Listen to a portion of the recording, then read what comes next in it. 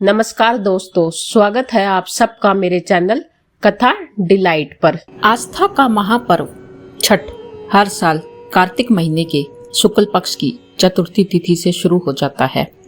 इसे सप्तमी तिथि तक मनाया जाता है। छठ पूजा की विशेष धार्मिक मान्यता होती है। इस कठिन व्रत को महिलाएं घर की खुशहाली और संतान की सलामती के लिए रखती है। इसे सूर्य षष्ठी, छठ, छठी और डाला छठ जैसे नामों से भी जाना जाता है। छठ पूजा में सूर्य देव और छठी मैया की पूजा की जाती है। इस बार इसकी शुरुआत 5 नवंबर को होगी और 8 नवंबर को इसका पारण होगा। छठ पूजा सूर्य देव की पूजा के लिए समर्पित एक प्रमुख हिंदू त्योहार है।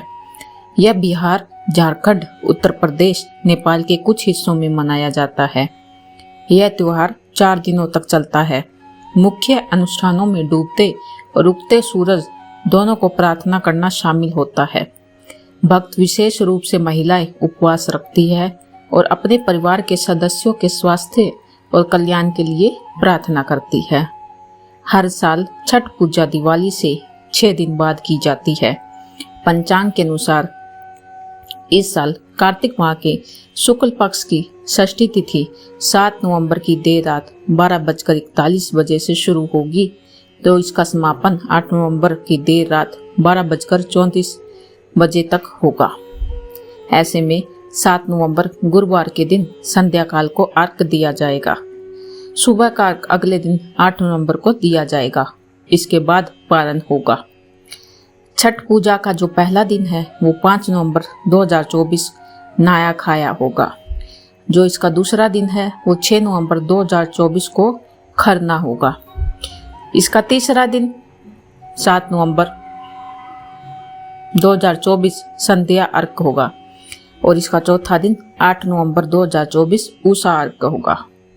नया खाया से छठ पूजा की शुरुआत होती है। इस दिन श्रद्धालु नदी या तालाब में स्नान करते हैं। अगर नदी में नहाना संभव न हो तो घर पर ही नहा सकते हैं। इसके बाद व्रती महिलाएं भात, चना, दाल और लौकी का प्रसाद बनाकर ग्रहण करती है। इस दिन शुद्ध और सात्विक भोजन करना जरूरी होता है। खरना क्या है? छठ पूजा के दूसरे दिन को लोहड़ा या खरना कहा जाता है। कार्तिक मास के शुक्ल पक्ष की पंचमी तिथि को खरना का प्रसाद बनाया जाता है। इस दिन माताएं दिन भर व्रत रखती है और पूजा के बाद खरना का प्रसाद खाकर 36 घंटे के निर्जला व्रत का आरंभ करती है। इस दिन मिट्टी के चूल्हे में आम की लकड़ी से आग जलाकर प्रसाद बनाया जाता है। संध्या अर्घ। तीसरे दिन व्रती सूर्यास्त के समय नदी या तालाब के किनारे जाकर सूर्यदेव को अर्घ देते हैं। यह छठ पूजा का सबसे अहम दिन होता है। इसके साथ ही बांस के सूप में फल, गन्ना, चावल के लड्डू, ठेकुआ सहित अन्य सामग्री रखकर पानी में खड़े होकर पूजा की जाती है। प्रातःकालीन अर्घ। चौथे दिन उगते हुए सूर्य को अर्घ दिया जाता है। इस दिन व्रती अपने व्रत का पारण करते हैं, साथ ही अपनी संतान की लंबी उम्र और अच्छे भविष्य की कामना भी करते हैं। इसी दिन प्रसाद वितरण किया जाता है। छठ पूजा का प्रसाद भी विशेष होता है।